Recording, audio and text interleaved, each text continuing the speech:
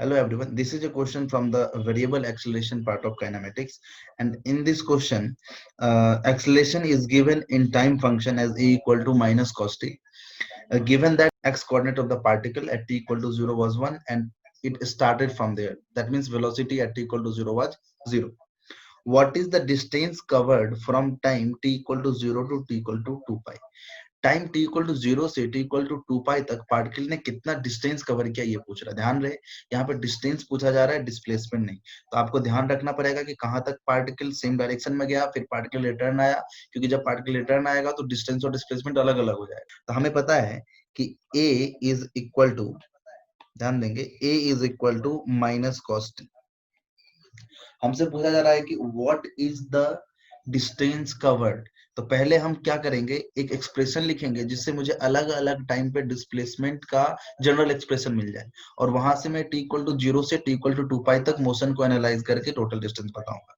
तो acceleration is minus cos t, इसको मैं लिख सकता हूँ dv by d t equal to minus cos t. From here dv is equal to minus cos t d t. इसको आप integrate कर देंगे तो इनिशियली वेलोसिटी था 0, फाइनली वेलोसिटी हो गया v, इनिशियल टाइम था 0 और किसी भी टाइम t पे वेलोसिटी लिख रहे हैं तो हो गया v equal to minus cos t का होता है क्या, sine t, minus sine t, और लिमिट हो गया कितना 0 टू t, तो ये आ गया माइनस साइन टी। तो जनरल एक्सप्रेशन जो वेलोसिटी का आया वो आया माइनस साइन टी। किसी भी टाइम पे आप वेलोसिटी निकाल सकते हैं इस एक्सप्रेशन से। This is the velocity of body at any time t। चलो अब यहाँ से डिस्प्लेसमेंट हम लिख सकते हैं dx by d t. dx by dt is equal to minus sine t, velocity को लिख सकते हैं आप dx by dt minus sine t. यहां से dx will be equal to minus sine t dt। इसको इंटीग्रेट करेंगे और इसको इंटीग्रेट करेंगे एट x equal to 1, time was 0, at time t suppose the coordinate is another x, so dx can be written as x minus 1. The integration of dx will be x and limit of the integration is from 1 to x। Minus sine t का integration क्या होता है, minus cos t, minus cos t, और इसका limit है 0 to T. देखो तो यहां से आप कहेगा x माइनस 1 इक्वल टू, ये माइनस माइनस प्लस हो गया कॉस टी, माइनस कॉस 0 हो गया 1।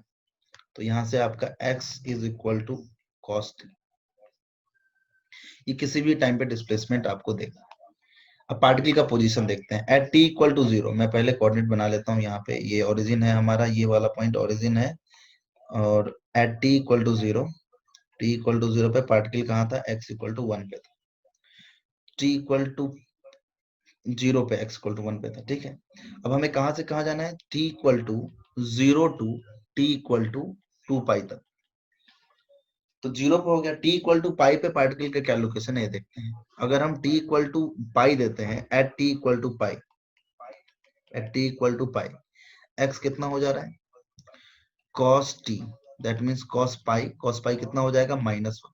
तो पार्टिकल का लोकेशन हो गया minus 1, x equal to minus 1 at t equal to pi, ठीक है।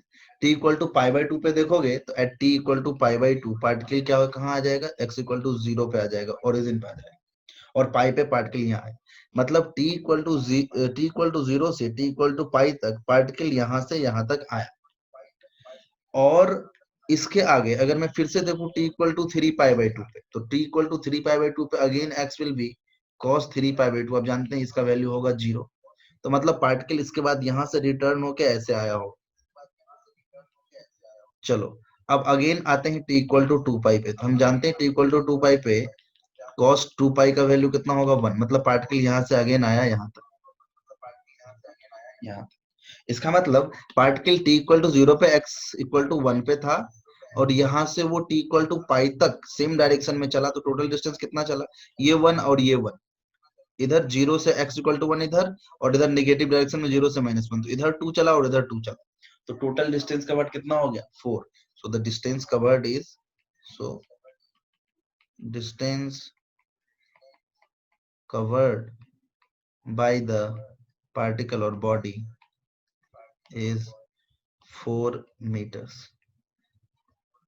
This is answer to our question. Thank you.